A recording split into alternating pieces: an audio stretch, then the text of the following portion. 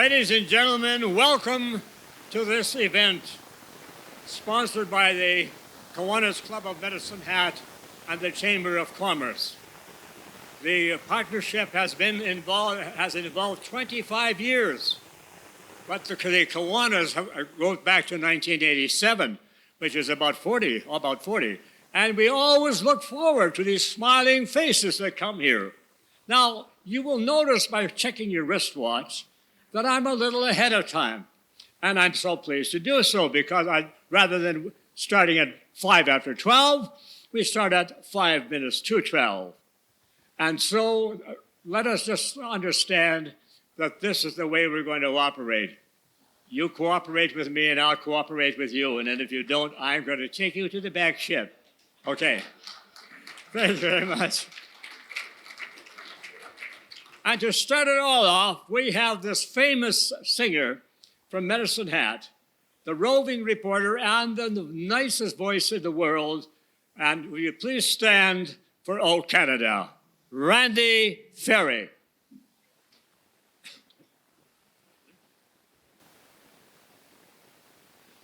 O Canada, our home and native land, true patriot love in all of us command.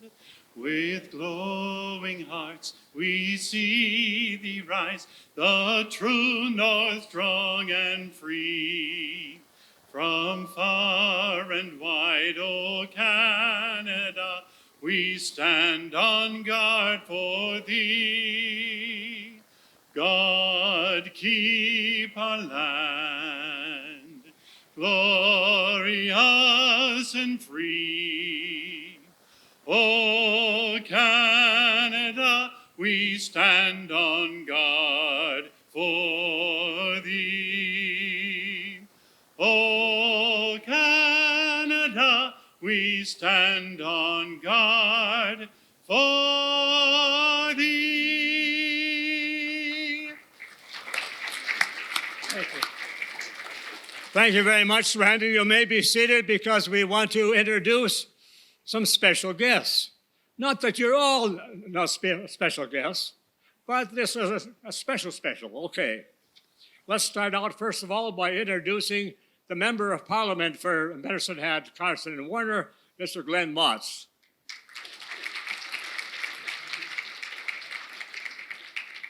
He didn't stand long enough to be recognized. Yeah, that was a quick up and down. Stand up, Glenn, and let people look at you. There you are. Thank you. Yeah. And the MLA for Cypress Medicine Hat, Justin Wright.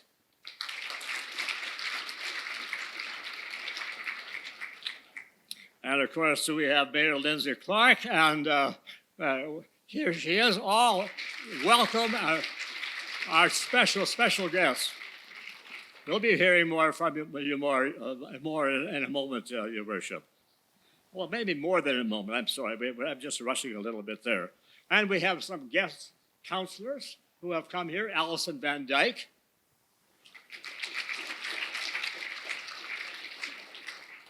And Shyla Sharps. And Shyla, you know who did that, didn't you? And that's right. And Councillor Darren Hirsch. And Councillor Andy McGrogan.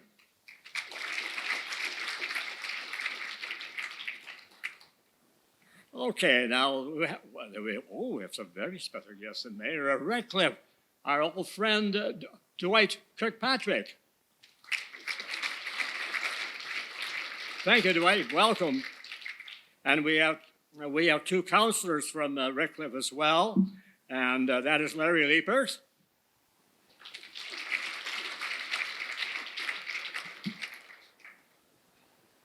You need a little light here, by the way. This is my trusty assistant, Linda. Thank you very much. And where was I? Oh, then Matthew St. Pierre.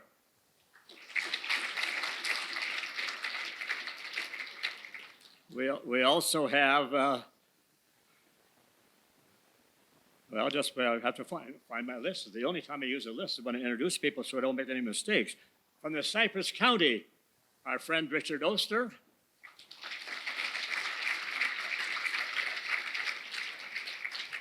And Michelle McKenzie. Boy, I'm having real trouble. Michelle, thank you. And you'll probably say, you sit out there and say, what's going wrong with that man? He can't even read his own writing. That's the problem. And then from the city of Brooks, by the way, we have the mayor, John Petrie, and Councillor Mohammed Izred.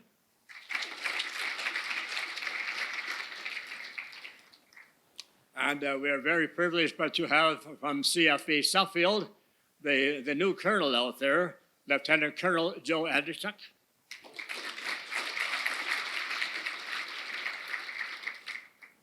And with him,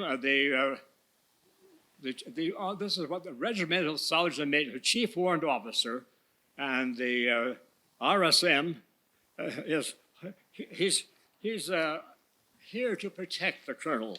And by the way, and this is well, as soon as I find his name here, I knew that. Oh, here we are. Okay, this chief warrant officer. I'm sorry, from Suffield, and that is Major Sergeant Major Paquette.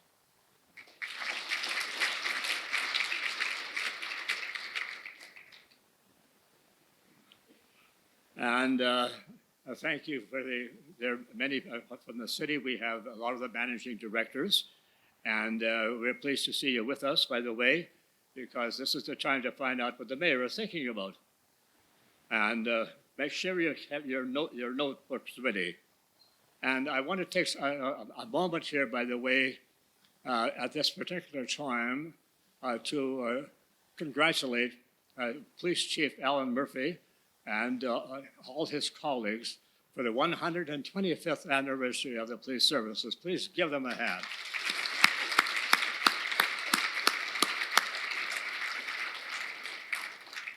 And visiting, by the way, a newly appointed police chief at Grand Prairie, come all the way from Grand Prairie, because he was a former colleague of Alan Murphy, is the new police chief of Grand Prairie, Dwayne Lacusta.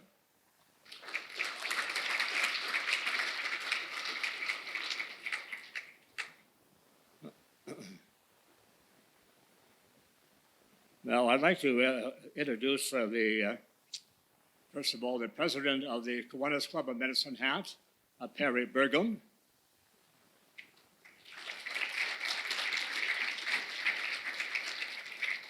And we're privileged to have the Lieutenant Governor for the West District, Derek Ironside.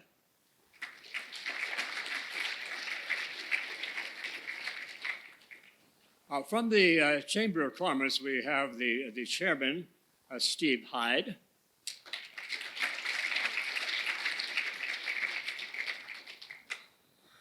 Vice President is the young Mr. Pudwell, Steve Pudwell.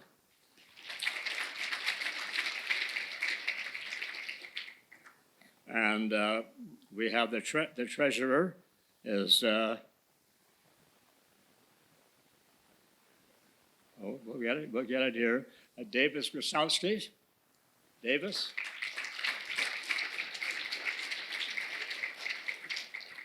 Mark Davison.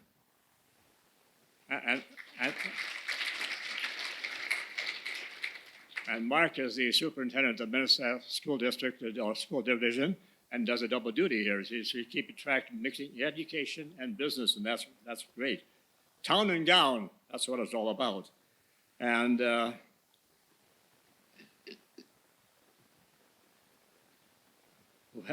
I tell you, when you try to read your handwriting, which is terrible in the first place. We have a director, Peggy Giesen.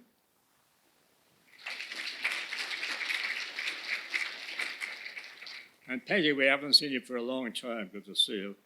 And then we have one other person that's been added here. Oh.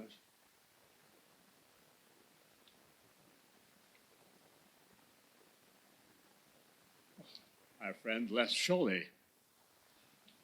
Les? And it's rather interesting, by the way, that I'm having trouble because of macular degeneration, but forgive me because I'll keep doing it anyway. Yeah. Oh, going down fighting, that's what it's going to be.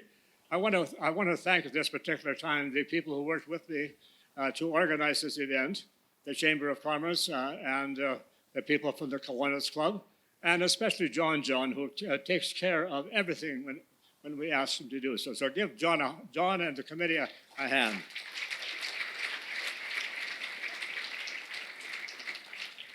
Well, let's get to it. The idea of picking tables to go to eat is really a very complicated function. And I want you to know that I have no control over it. Funk and Wagnall, you know this, the great company, Funk and Wagnall meets at midnight the night before, and they pick the number of tables and then who goes when. And so it'll be a random one. All right. Well, let's start out. First of all, table number 5. Ladies and gentlemen, you can don't stop eating because the microphone is on. But in just a few moments, we'll introduce our guest speaker. First of all, did everyone have a good lunch?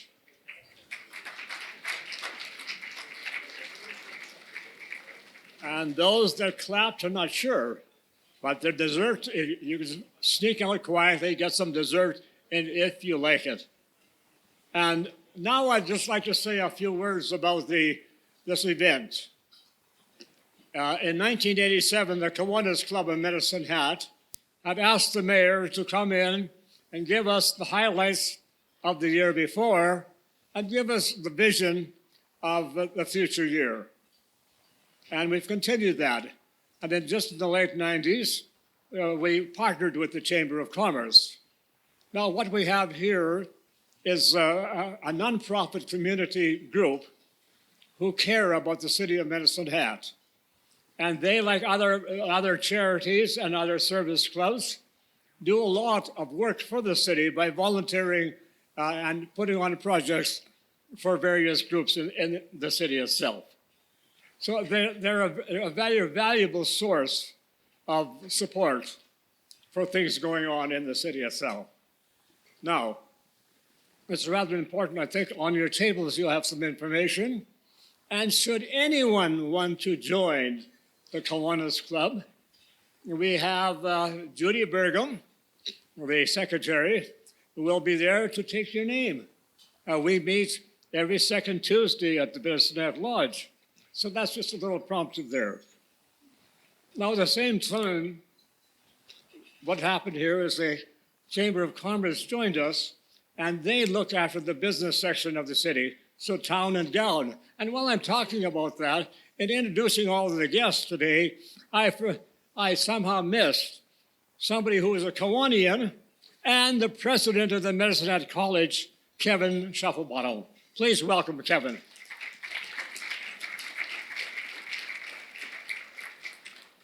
So we are well served by this young fellow. Now, again, the important thing here is that as we take a look at our partnership, we want to make sure that the people of Medicine Hat are informed of what's going on. The media are here, and they, of course, will tell all the rest of the people who, unfortunately, couldn't make it. But at this present moment, then, ladies and gentlemen, it's my pleasure to introduce to you the guest speaker of the afternoon, Her Worship, Mayor Linnsie Clark.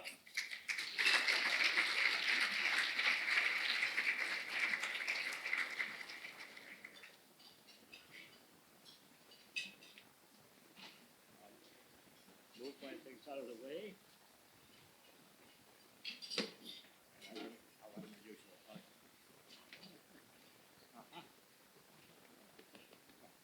Thank you.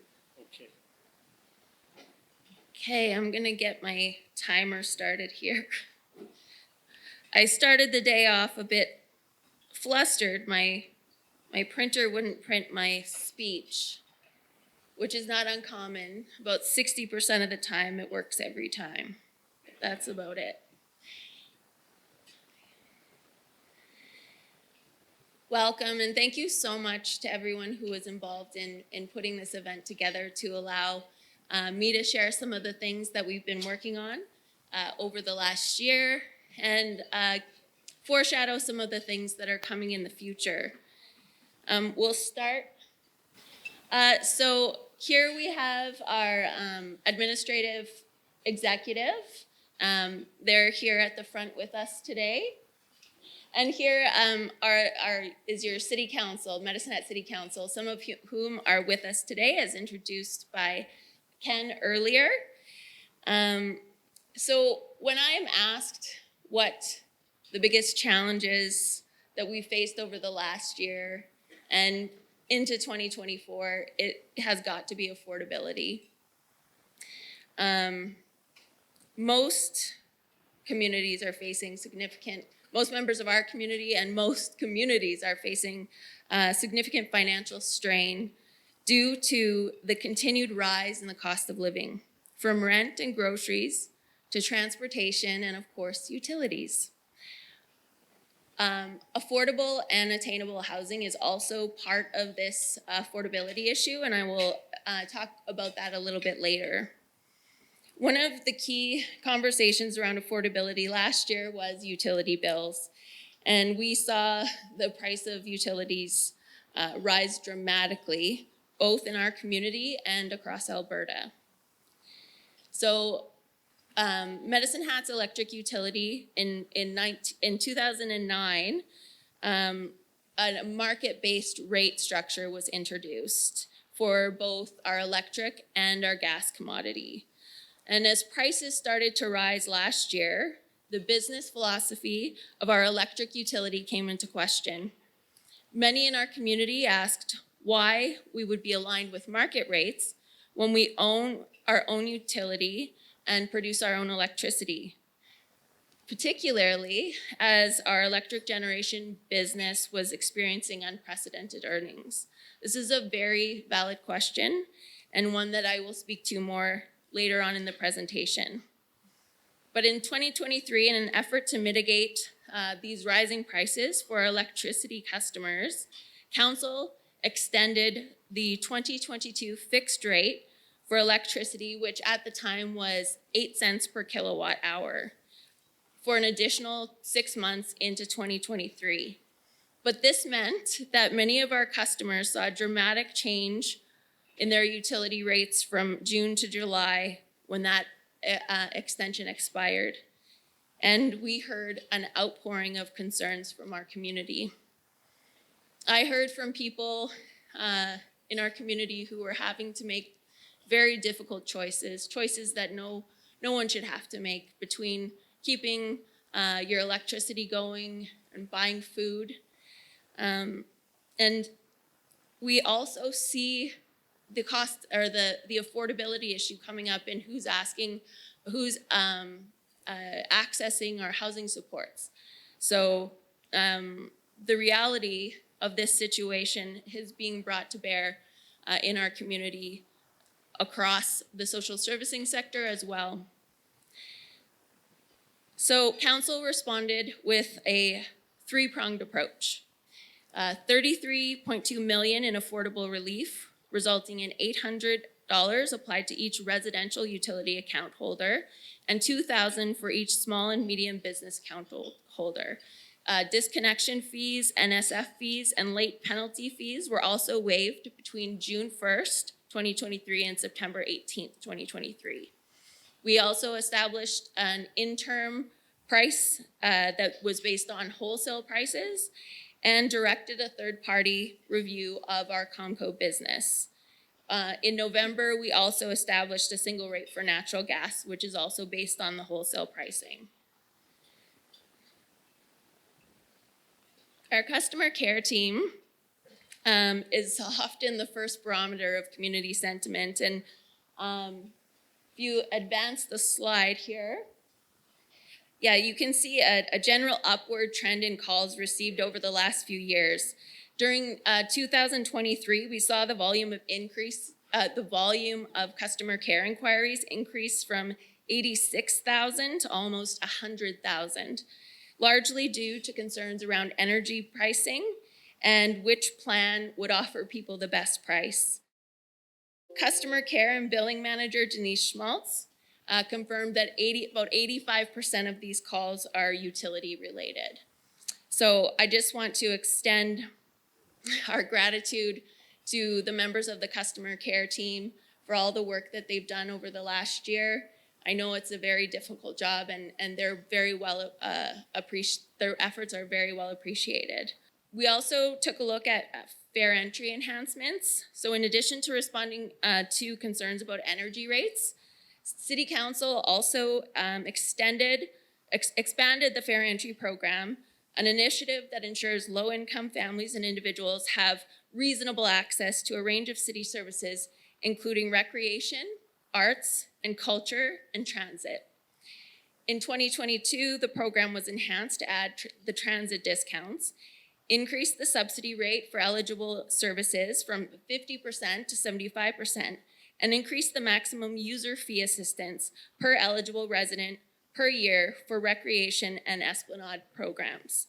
In 2023, we took this one step further and implemented an annual fare entry relief rebate of $1,200 for qualified residents, which was extended for 2024. Supporting this program is a priority for Council as we focus on being an inclusive, healthy community. If you or someone you know could benefit from this program, please encourage them to apply online.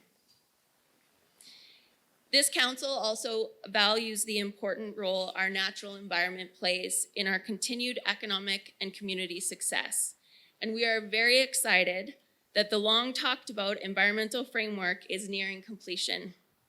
This framework will serve as a roadmap that captures, reflects, and builds on the city's current foundational environmental guidelines and objectives, identifies strategies around future climate change risk, and demonstrates our commitment to the community and our environment. Stakeholder engagement occurred throughout 2023 and with city employees, external organizations, and the community to encourage sharing of ideas and solicit feedback for discussion. In December, Council received the draft framework and approved the environmental topics and related goals presented in the draft environmental framework. And this is the initial step of the framework development. So the topics that we decided to approve were water, to protect and responsibly manage water sources, energy and air, to encourage the efficient use of energy and reduce air contaminants, ecosystem and agriculture, to protect, respect, and maintain local ecosystems, recycling and waste management, to responsibly manage solid waste and increase waste diversion, and community and land development to support sustainable community development. Administration will return to Council with the final final environmental framework in April. Next up, strong towns. So this is a topic that I continue to be excited about, but I recognize that it is not universally understood why this is important in our community. So strong towns thinking is something that we engaged a third party to come in and do some mentorship with city employees and council and our community. And it focuses on changing the way we develop communities and advocates for good city planning in all realms, including transportation, residential neighborhoods, active transportation, and city infrastructure, all with a focus on sustainability. Now here is Managing Director of Development and Infrastructure, Pat Bohan, and Senior Planner, Sean Champagne, to share a Strong Towns update with us. The Strong Towns approach is about ensuring the financial health of our city. And similar to any household budget, we need to make tough decisions to manage our debt. In many ways, we've learned that we're already on the right path to a more vibrant and resilient Medicine Hat, but we're always learning new things along the way. And like most cities, we don't have the luxury to afford everything we'd like. And each new road that we build and every new pipe in the ground adds to our debt. So we need to financially scrutinize every single one of these that we build. That also means that we need to be innovative and find small bets that can quickly address a struggle we're facing. Pilot programs are a great way to make incremental change because they are low risk and are refined over time into the best solution for our community. And the Strong Towns approach depends on collaboration between city staff, stakeholders, and residents in our local Strong Towns group. This experience has been fulfilling for everyone involved. And at the end of the day, that's what Strong Towns is about, making Medicine Hat the best community we can for our residents. This Strong Towns engagement has really motivated our staff to collaborate and workshop ideas intended to drive value for our residents and the city at large. This valuable learning experience has already created several opportunities to trial some of these great ideas. So what have we been doing? Well, we're really excited with an idea to address the issue of public restrooms in our downtown. After reflecting on the already approved $500,000 capital project for the construction of bathrooms at Town Square, city staff, using Strong Towns principles, suggested extending the operating hours of the bathrooms at the transit terminal and arranging for around-the-clock security for a fraction of the capital cost. This isn't a one-and-done solution, and we're monitoring the results of this pilot to see how we can further improve, all while saving precious taxpayer dollars. We took the same approach when addressing concerns about safety in school zones. We wanted to take a fast and proactive approach to trial traffic calming strategies, and instead of going through a lengthy and expensive design process, our team came up with a fast and inexpensive solution by installing temporary traffic delineators in a matter of hours using materials we already had on hand. It may not be the final design, but rather a small step towards getting to where we want to be. So, moving forward, we're going to do even more when considering private redevelopment and densification. As an example, we used to think of densification as a way to optimize our investment in pipes, wires, schools, fire departments, parks, and so on. Now, we are evaluating development and densification with an eye to all of those items, as well as property tax revenue for the city. Let me share an example of a recently approved apartment building in an established neighborhood right here in Medicine Hat. The vacant, undeveloped lot was generating around $5,000 a year in tax revenue for the city. Had this lot been developed with 4 houses, similar to the ones right across the street, it would generate around $6,000 in annual tax revenue. The proposed 6-story apartment on this same lot will generate nearly $87,000 in property tax every year for the city, all while using the same land area as 4 single-family homes. Plus, we get all the other benefits as well. This kind of development will have a direct impact on how much tax the city needs to collect from the rest of us. Now that's Strong Towns action hitting our bottom line.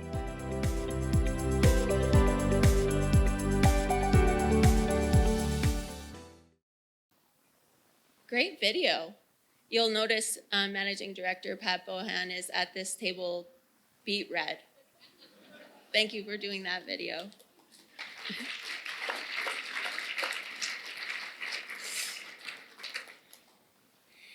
So this council also looked for additional ways to meaningfully connect with our community.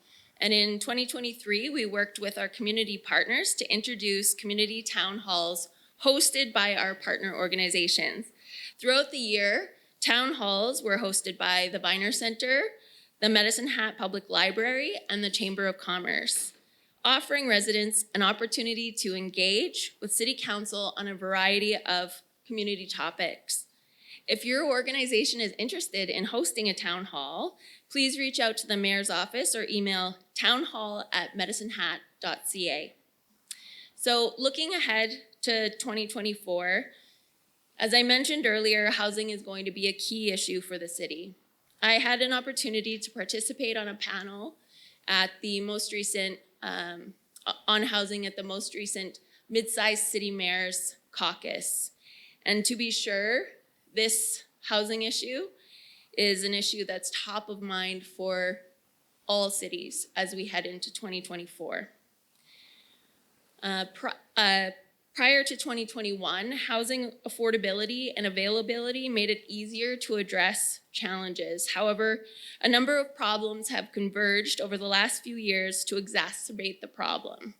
Affordability is one, supply of housing, and the increased prevalence of mental health and addiction in our communities. These problems have compounded to create an unprecedented challenge, which some have compared to a game of musical chairs. If there's not enough chairs, someone is going to go without a chair. Only the strongest and fastest will end up with a seat. We've been very fortunate over the years and continue to be to have Medicine Hat Community Housing Society directly driving efforts to address these challenges and taking a data-driven systems approach in collaborating with our community, other community servicing agencies to get and keep people housed in our community. On February 1st, Medicine Hat Community Housing Society will host the second of 4 community summits on homelessness and housing. Summit 2 follows the first Community Solutions Summit on mental health, substance use, and housing, which was held in the summer of 2023. This invitational event is an opportunity for relevant groups and individuals to gather and discuss this important issue in our community and how we can collectively work together towards a solution. Groups and individuals throughout the community will be invited to participate in the summit. Notably, this housing issue is, at least in part, a consequence of policy decisions at the federal level. Well, the feds were involved in increasing housing supply up until the 1990s, when they largely stepped away from this role. They continue to play an important role in addressing the housing situation. Municipalities do also have a role in addressing this issue, cultivating an environment conducive to attainable housing development in our community. However, the federal and provincial partners have an important role to play as well. But let's watch a video to learn more about what the City of Medicine Hat is doing to support the housing supply challenges in our community is facing. I will note that some of the things in the video are proposed solutions that would still have to be approved by council, but these are some of the proposals that will be coming forward. As is common elsewhere in Canada, Medicine Hat is facing a shortage of adequate, attainable, and affordable housing. To address this challenge, the City of Medicine Hat has applied for the Housing Accelerator Fund, a $4 billion federal program to support local initiatives that can help accelerate growth of the housing supply. In the application, we identified 9 initiatives that will drive growth in our housing supply over the short and long term. Like many other Canadian cities, we're eagerly awaiting the result of our application. Throughout 2024, the city will be working on several initiatives to remove barriers and accelerate the housing supply. In 2024, we plan to do a brand new land use bylaw that includes new districts to ensure a variety of housing options in as many areas as possible. The current bylaw is limited to only a few types, which can make it difficult to provide critical housing options like backyard suites, secondary suites, attached housing, and townhouses. These kinds of housing are often called the missing middle because there isn't an ample supply to meet current demand. The new land use bylaw will include several tiers of residential districts, which will allow our community to naturally evolve and adapt as our needs change over time. Missing middle housing provides a number of advantages: housing choice for various household sizes, income levels, and lifestyles, increased affordability, opportunities for residents to create new revenue streams, ability for seniors to age in place, and much more. Overall, it revitalizes neighborhoods through a natural evolution of growth. One of the ways we can support these developments is through the introduction of pre-approved building plans. Pre-approved plans make development of missing middle housing a lot more achievable, not only to the developers, but also to residents. They greatly reduce the time and cost of the design process, allowing for faster and more efficient approvals. Applicants can choose from a variety of designs that have been vetted through building codes and zoning regulations to ensure it aligns with city policies and enhances our neighborhoods. The pre-approved designs will offer a range of housing options that include some flexibility in making the development unique, and they'll be developed through a collaborative effort between the city, architects, and community stakeholders to ensure they balance the needs of developers and the overall community.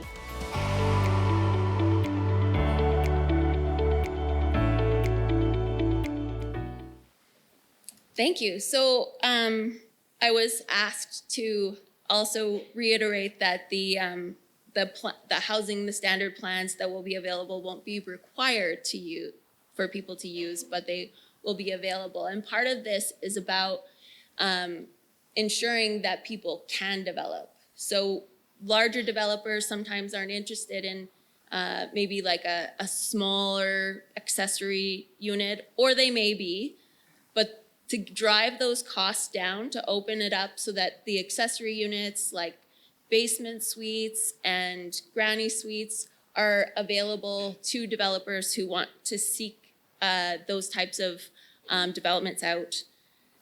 We will move on to the community wellness section. And this is important. Building a vibrant community in Medicine Hat where residents feel a sense of inclusion and belonging is one of the pillars of Council's strategic plan. And although direct responsibility for healthcare and social services lies with higher levels of government, municipalities have a vested interest in supporting initiatives related to these areas. By actively engaging in and collaborating with organizations, community groups, and other levels of government, we can contribute to the creation of a more vibrant and healthy community. Last year, I spoke about the development of a community well-being plan to create an updated vision and strategy for wellness in our community. As I mentioned, Medicine Hat, like other cities across the country, have seen an increase in social challenges on multiple fronts, making the development of this plan a priority.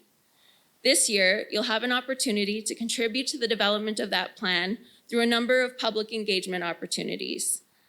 The process will also include engaging with people who have lived experience and living experience, and gathering stories that will enrich and complement qualitative data that already exists.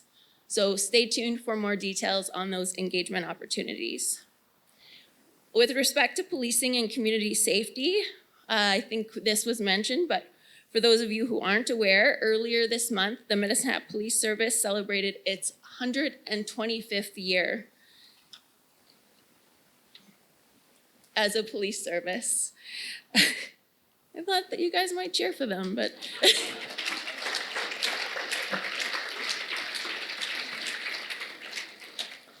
this significant achievement was marked with a regimental parade held on January 11th. Policing has obviously changed dramatically in the past 125 years. In fact, it has seen significant changes over the past decade. Today, officers face complex challenges that extend beyond traditional law enforcement. With the rate of mental health challenges continuing to increase, police often find themselves in situations where they must navigate complex and sensitive encounters with individuals in mental health crisis. Our own downtown has seen the impacts of the mental health and addiction crisis that our society is facing, and our police service is doing their part to address the social disorder that can coexist with these challenges. They have developed a downtown strategy that outlines a targeted approach to address escalating social disorder and crime concerns in Medicine Hat's downtown core. The key components of this plan include an increased police presence with a focus on crime prevention and deterrence. They will also continue to collaborate with the community partners to assess and adapt strategies to address emerging concerns with an aim of enhancing safety and the feeling of safety. The increased use of dangerous drugs such as methamphetamine and opioids such as fentanyl, is a concern in Medicine Hat and communities across the country. To address this trend, a multifaceted approach, including targeting drug traffickers, and working with community partners and health services to advocate for readily available access to treatment and recovery services is essential to community safety. In addition, they will continue to work with youth through the delivery of the Encouraging Positive Informed Choices program in schools. We also introduced the Community Microgrants program, which offers up to $500 for local residents looking to organize activities and events that strengthen bonds with their community and neighborhood. Microgrants of up to $500 are available for 2 different funding streams. Community Connections, which supports neighborhood projects and events that build inclusion, well-being, and connects people to each other. Arts, Culture, and Heritage for grants or for events that promote arts and heritage and celebrate diverse cultures. The program started in May 2023, and in total, 45 grant applications were received and 26 approved, as several didn't fit the criteria. The type of events included backyard barbecues, block parties, beading workshops, Métis Week events, and pop-up parks events. There were over 1,000 people who participated in these neighborhood events, supported by 77 volunteers that clocked 238 hours of volunteer work. Of the 163 participants surveyed, 135 strongly agreed and 24 agreed that as a result of the project or event in their neighborhood, they felt a stronger sense of community with the people who live nearby. I'm excited to see this continue to grow. And if you'd like to learn more about the microgrants, you can visit our website. We also continue to work on improving our public engagement efforts. When local residents actively participate in civic discussions, it not only promotes transparency, but also allows for a diverse range of perspectives to be considered. This inclusivity leads to better informed decisions that more accurately reflect the needs and desires of our community. Public engagement also builds a sense of ownership and connection among residents, fostering a shared responsibility for the well-being of our municipality. So 2024 will offer several opportunities for the community to engage on some significant projects, including our Transportation Master Plan, Facilities for the Future, our Arts, Heritage, and Entertainment Master Plan, and the city will host a municipal mingle on February 13th from 4 to 7 p.m. You can stay up to date on all engagement opportunities at our Shape Your City website. In addition to those specific engagement opportunities, we'll also be conducting our second scientific community survey. This scientific survey, conducted by Ipsos, provides us with meaningful data that shows what services are most important to our residents, as well as satisfaction levels with those services. And with benchmark data now available from the survey in 2022, we're able to monitor our progress and trends and see where we are making improvements or where we need to focus more effort. So if you receive a phone call from Ipsos, please do not reject the call. Your feedback is extremely important. Okay, energy and energy transition. Earlier in the presentation, I talked about energy rates and utility bills being the most talked about issue in our community in 2023. I also mentioned that the distress over rising utility rates, electric rates grew, and the community expressed additional concerns about why we don't offer our electricity at a lower than market rate. Since we do produce it ourselves and we are operating with significant earnings, I am the first to acknowledge it is very difficult to reconcile record earnings with rising utility bills, even with a significant portion of that cash flow coming from sales to the grid. Residents are justified in asking these questions, and we want to be sure that we are operating Comco in a way that optimizes the benefit for our community now and into the future. One of the top priorities for Council is to carefully consider energy transition as we face the reality of a changing energy market directed by the clean electricity regulations. In recent years, our electric generation assets have generated significant cash flow, but projections show that benefit may change over the next few years. Using third-party commodity forecasts, we have estimated that annual cash flows across our organization will be negative and stay negative for the second half of this decade, with a high degree of uncertainty beyond then.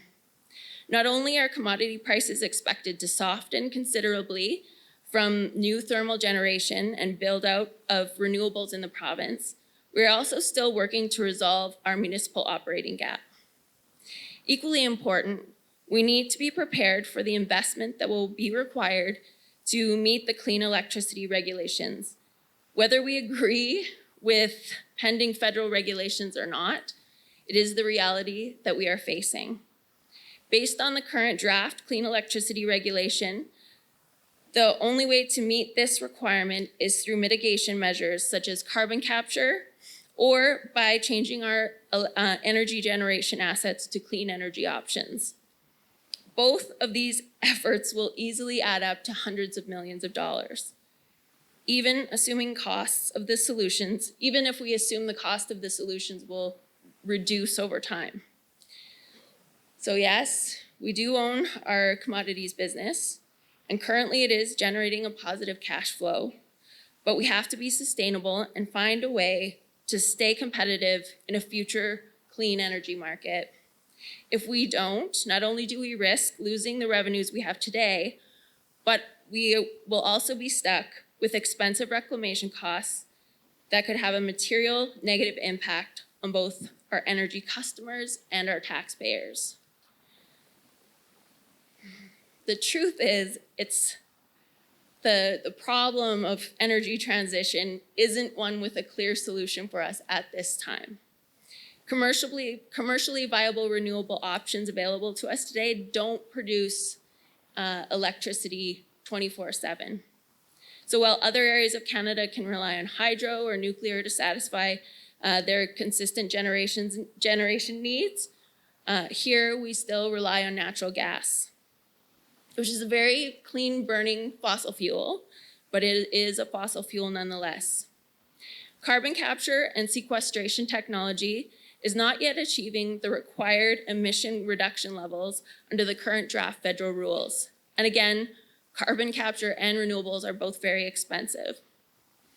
Fortunately, through existing city policies, we have been diligent in building our financial reserves in order to meet our future obligations and take advantage of upcoming opportunities. What we may have done less well is clearly communicate what these reserves are for and why it is so important to have them. Today, our reserves are roughly equivalent to our third-party debt and cleanup obligations. Unlike other levels of government, municipalities are not allowed to create a deficit for operating budgets, which means we have to work to close the municipal operating gap, which was 27 million and now has been reduced to 7 million, while also ensuring that funding is available for energy transition, along with other infrastructure requirements and our known and unknown reclamation costs. The biggest reason we've been able to build those reserves is because of the earnings generated through our energy assets. Without them, taxpayers would be facing these future infrastructure needs and reclamation costs and energy transition challenges with no ability to invest in our own future. So what is currently underway to support energy transition? So we've discussed the Comco review, and so we will be undertaking that over the next year. And we ask for your patience as we do this. It will take some time, but we expect it to be available later this year.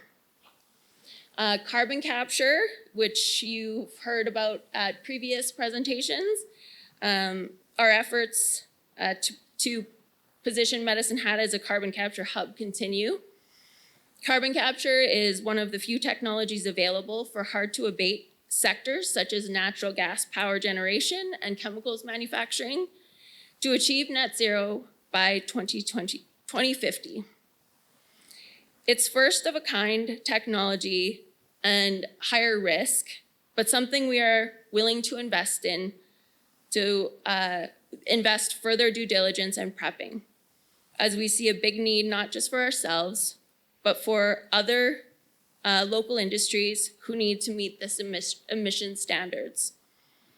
At this time, we have completed a technical evaluation of carbon capture technology providers and have initiated a pre-front-end engineering design study of post-combustion carbon capture at Unit 16 and 17. We've also identified 5 evaluation well locations that are now being studied further to determine how suitable they are for injecting and storing carbon. If the evaluation work indicates that Project Clear Horizon is technically possible and economically feasible, the next milestone will be the final investment decision to decide whether or not to advance Project Clear Horizon to the next stage, construction and implementation. If successful, this hub would allow all large emitters in the region access to a carbon mitigation solution. Last year, I shared a video about what carbon capture is, and if you haven't seen it, it's on our YouTube channel. We're also participating in programs that will help our organization and our community address the challenges we are seeing in energy. The Clean Energy Improvement Program is a new program offered in collaboration with Alberta municipalities that gives residents and commercial property owners access to competitive financing for a wide range of upgrades like adding insulation, replacing furnaces and hot water heaters, upgrades to doors and windows, and even adding solar. And the payments are integrated into your property tax.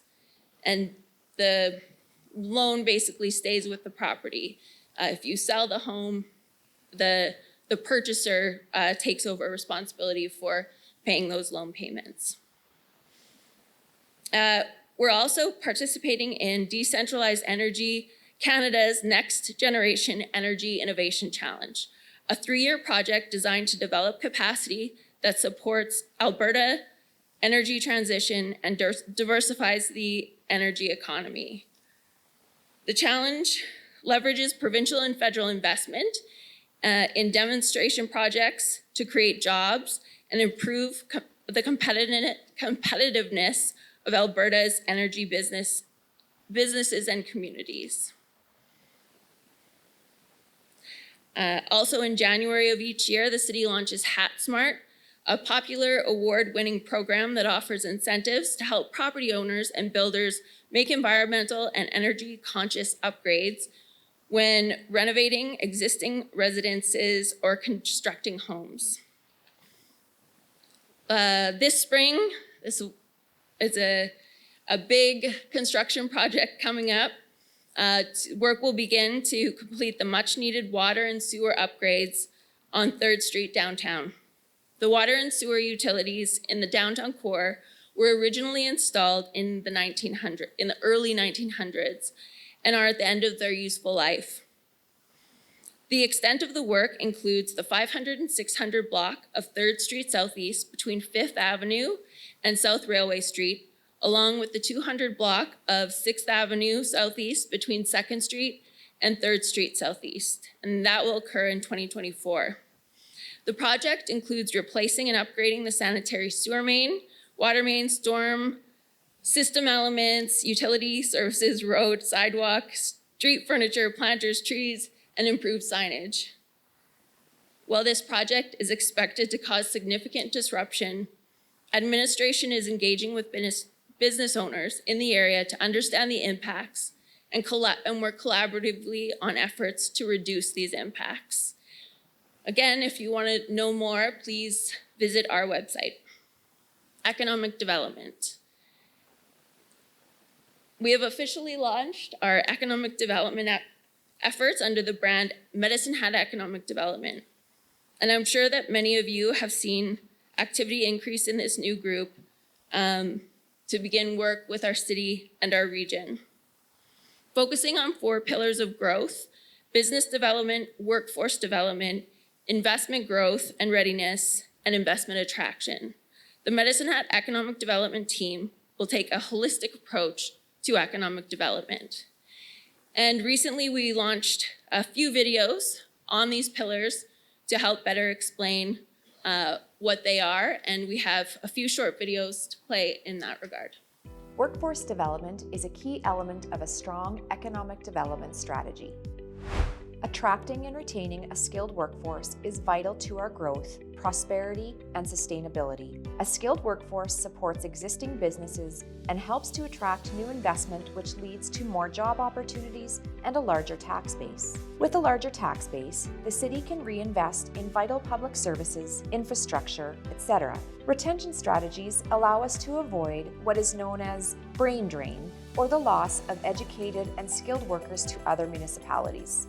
Learn more about the city's economic development strategy by visiting opportunitymedicinehat.ca. Supporting our local businesses is a vital component of fostering economic growth and creating job opportunities.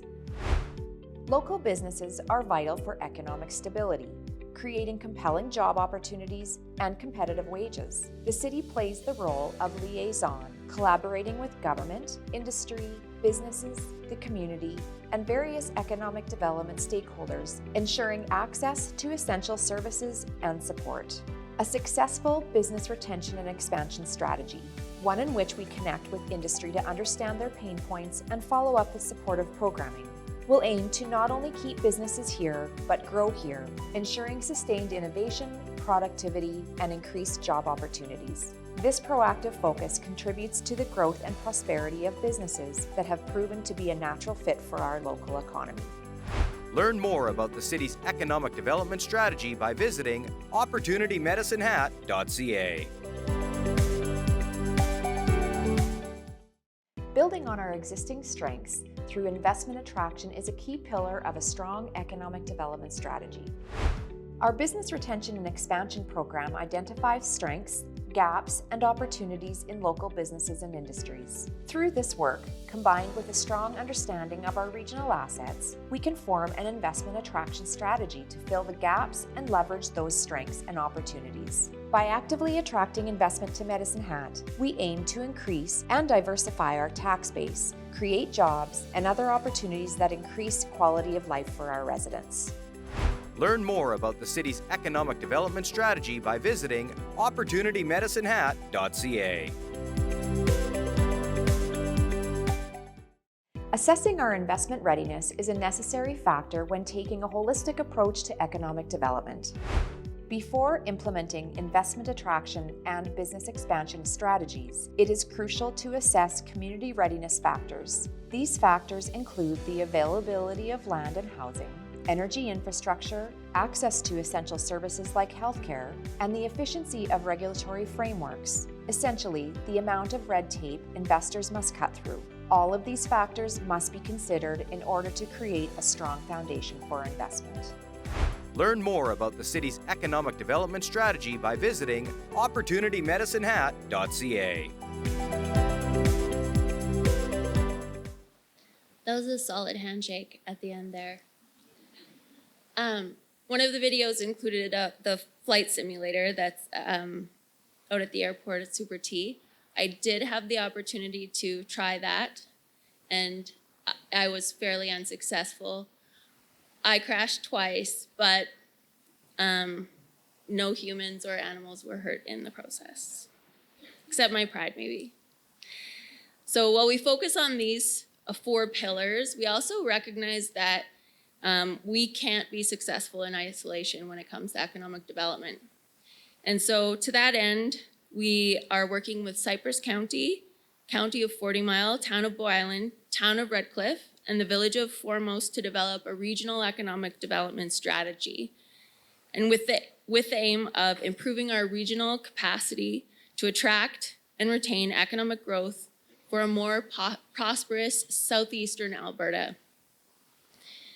The Southeast Alberta Economic Development Strategy will be developed and implemented in collaboration with our neighboring municipalities to support economic development across the southeast corner of Alberta. And there will be upcoming engagement sessions with respect to that project as well.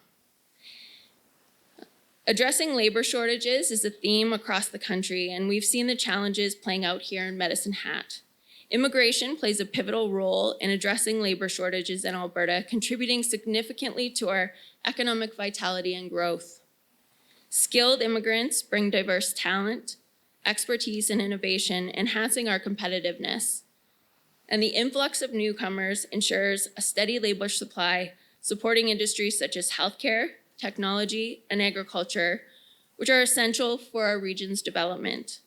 Immigration not only meets immediate labor market needs, but also fosters a long-term economic resilience by replenishing the workforce, stimulating consumer spending, and contributing to the nation's cultural richness. And ultimately, a robust and dynamic workforce is indispensable for sustained prosperity. In 2022, the Government of Alberta created the Rural Renewal Stream to support attraction and retention of newcomers to rural Alberta through a community-driven approach.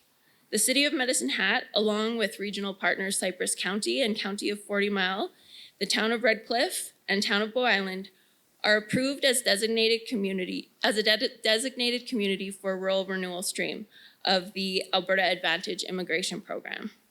This program will provide endorsement letters to qualified and financially secure immigrants who have a genuine desire to settle in Southeast Alberta. Our Economic Development Department is currently finalizing the program, and we expect it to launch on March 1st of this year. As we hit 2024 running with a reinvigorated structure to approach economic development, we want to take time to celebrate the many businesses that have invested in our community. Bevo Farm took possession of the 1.6 million square foot facility known as Aurora Sun in the summer of 2023 and began working on renovations to support their horticulture operations of growing propagated vegetable seedlings and ornamental plants and flowers. I'm very excited to see renewed activity on the site with the broader economic benefits of added jobs, synergies with local greenhouse sector, and extension into the North American ornamental plant market. We expect Bevo to begin operation before the end of this year. Recently, Invest Alberta released this video on S3 Group. Since 1966, S3 Group has been designing and building specialized equipment, products, and custom components for end users and other manufacturers around the world. And recently they chose Medicine Hat as their location for their 6th manufacturing facility. And we'll watch a video to learn more.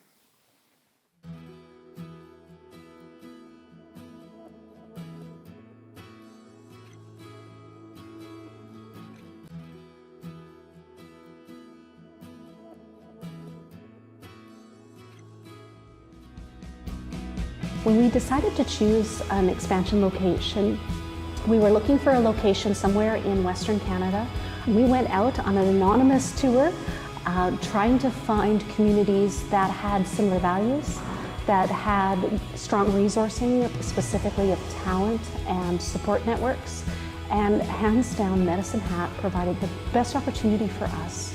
This particular facility is quite amazing in that it's located on the trade corridor, the number 1 and number 3 highways, and it gave us the opportunity to pull in a pretty high-powered workforce. S3 presents such an amazing opportunity and milestone for Medicine Hat's local economy and our regional economy. Not only does it bring jobs in the manufacturing sector, so we'll have the immediate benefit of the employment opportunities, but help others to know that we're a good place to do business in those industries. There's also the benefit of potential knowledge sharing as we continue to grow our partnership with them, and they expand their partnerships within the community. So we're really looking forward to all of the knowledge and all of the growth that we as a city can see because S3 Group has selected us as their home.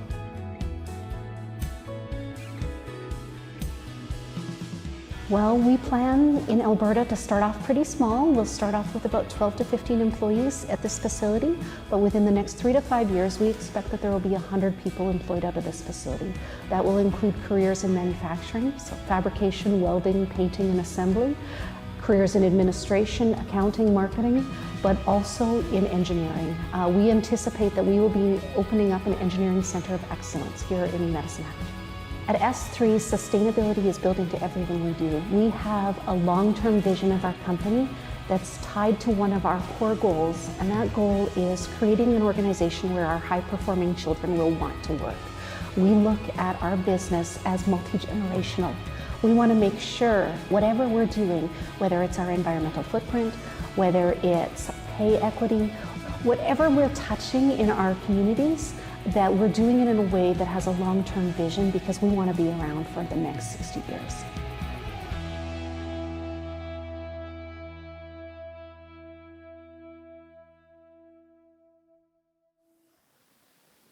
I want to thank Invest Alberta for allowing us to use that video today. They did a great job. So in closing, I do want to recognize all of the existing businesses and community groups that continue to do their work here in Medicine Hat. 2023 was a challenging year for a lot of the reasons that I outlined today, but there were also some very bright spots. And in my opinion, Medicine Hat remains an excellent place to live and do business. And I'm very grateful to live here. And we'll just now close on a video that is entitled Different Kind of Energy. This part of the world has always done things a bit differently. We're a community forged on independence and resolve. A little off the beaten path, yet right on the main highway. There's a spirit here, hard to explain, but unmistakable when experienced. A place where hard work and just rewards meet. It's something all our own, yet we're proud to share. Medicine Hat, a different kind of energy.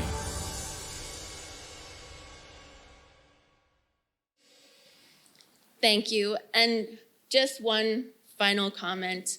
Well, we can't always choose our neighbors. We can always choose to be neighborly.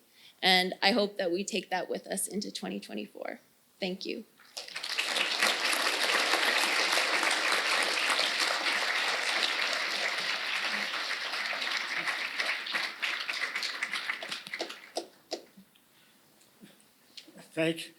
Thank you very much, Mayor Clark. I'm going to ask Mr. Jake Hyde, the president or chairman of the board of directors of the chamber, to come up and offer a word of thanks. And Linda Davidchuk, if I could see you a bit, please. It's up to you. Can you just stay right here? I'll just stay right here.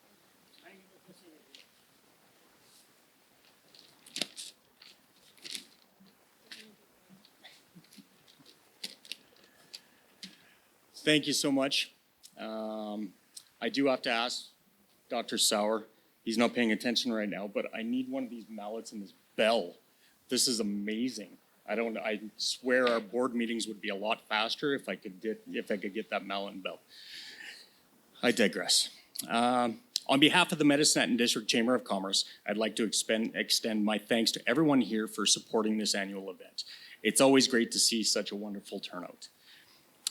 Special thank you to the Kiwanis Club for providing an opportunity to work with you once again. It's such an important event, and we want to continue to do so. At this time, on behalf of the Chamber of Commerce Board and its members, I'd like to thank Mayor Clark for taking the time to speak with us today. The Chamber is looking forward to continuing to build relationships with the Mayor and Council as we continue to make progress on our priorities.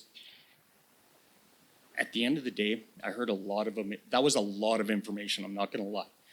I don't have anything that I'm really gonna pick out, but what I would like is for the Chamber to have a direct line maybe to you and Council.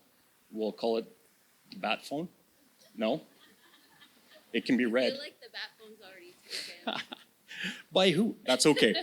That's okay. Apparently that's a hard no. The Chamber wants to be part of the building a community where growth is not just a goal but a way of life, where it's easy to do business and a place where businesses actively seek to invest. We are dedicated to nurturing a culture where collaboration thrives and every member of our community is invested in our collective growth. We influence the region's growth, drive momentum, excitement, and progress, infusing vibrancy and energy into every facet of our community. We're committed to being progressive and forward-thinking, fostering a welcoming, inviting atmosphere, and celebrating inclusivity, diversity, and a sense of belonging. We are committed to continuing to serve this business community as an essential source of information and solutions, strengthening our community as a catalyst for growth, uniting business, driving leadership, and fueling success through our connections, support, and influence. As a member-driven organization, our priorities are shaped by issues our members bring to us. And as we use our collective voice for benefit not only of our members, but the business community as a whole. This event in particular allows us to connect our business community to our city to hear about successes, opportunities, and challenges of our region. By understanding our business environment, we can shape our priorities for the coming year. Thank you, Mayor Clark, once again. And for providing us your insight and willingness to work with us. As a token of our appreciation, I'd like to present you with a donation made in your name to a local charity of your choice. I'm going to guess that you have chosen BU Center, who is here with us today to receive a check from Mayor Clark. We invite Brittany Bruder to come up and accept the check from Mayor Clark.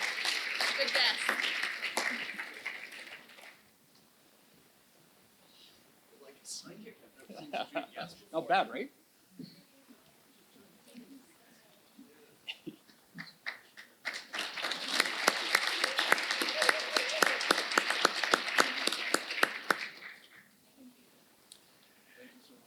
Congratulations, Brittany and BU Center. All right, I'm going to take this time to do a little plug for the Chamber. If you've enjoyed this event, join us for some other events, including our grand openings, the new member night coming on January 3rd.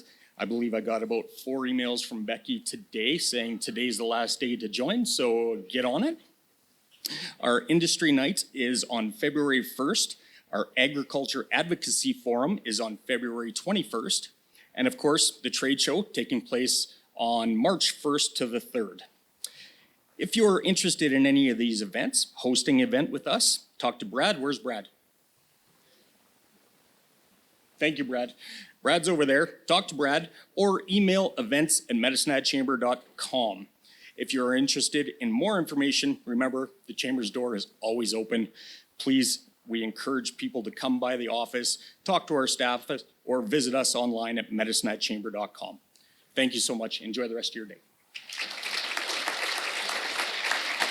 I think I'm done. Are you up?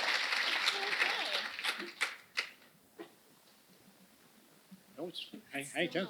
And I'd like to call upon Perry Brigham, the president of the Kiwanis Club of Medicine Hat, to mention that we're having the 100th birthday on March the 24th. And Perry, come on up here, and he too has a small presentation.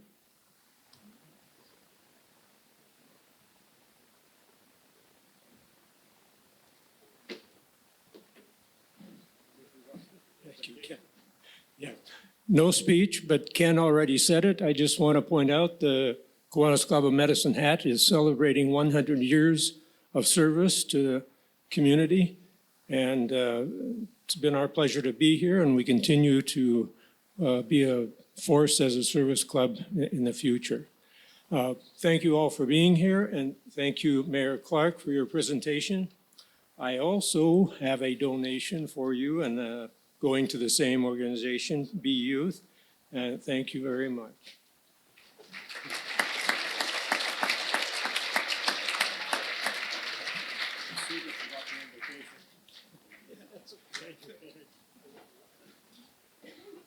I didn't know we got to do that. Thank you very much. We're all set. Okay, thank you. And I must put in a plug that the city of Medicine Hat and the region, a very vibrant part of the province of Alberta, are hosting the 2026 Special Olympics from August the 9th to the 16th.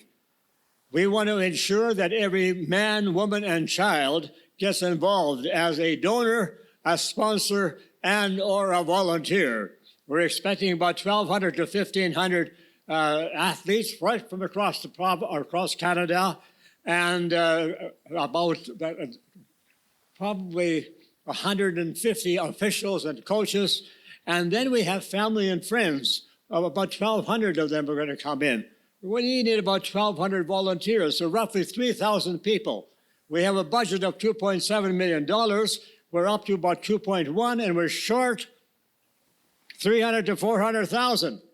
And the big thing is here, the economic impact for this city, for this community, is over $8 million. So we're going to help the economy that the Mayor Clark talked about, and the economic development. And we want to show people how good it is to come to Medicine Hat area and the region. So I'm going to ask each one of you now to think about how you might help us raise that 300 or to 400,000. We have an agreement with the chamber. If any member of the chamber wishes to put some money into the pot, $300 a year for the next 3 years for $900. All you have to do is just get a hold of the chamber, and they'll record the money and they give the money to us. And I just look forward to everybody. And now don't forget Red Cliff and Cypress County have been very, very kind to us, and we're looking forward to their help and Brooks, John, and Mayor Petrie. The fact is that people are probably going to come in with trailers, and they're going to come in hotels and stuff like that. So we all have a chance to be part of this great event and spur people on. And we've come through scarlet fever and polio and all the other things along the way, and we've come through COVID. So let's stand up and be counted. Ladies and gentlemen, this is going to be my last year. At age 92, I think I'm going to step back. And so,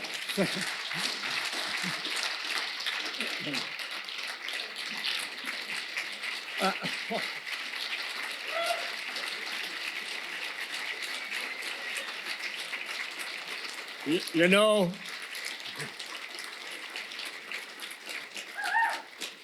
I'm not too sure if you're standing for God Save the King or for thank you. Thank you very much. That's very nice of you to do that, because I like all of you, and I'll remember you. So, ladies and gentlemen, will you please stand for God Save the King with Randy Fury. All right, there you are, Randy.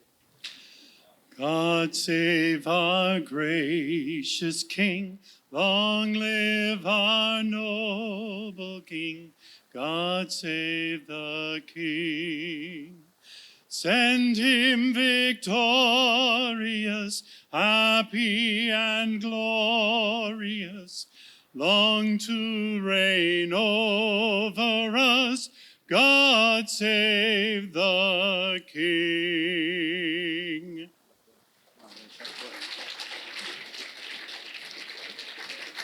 Safe travels. Thank you for coming. We look forward to seeing you back in January 25. Thank you.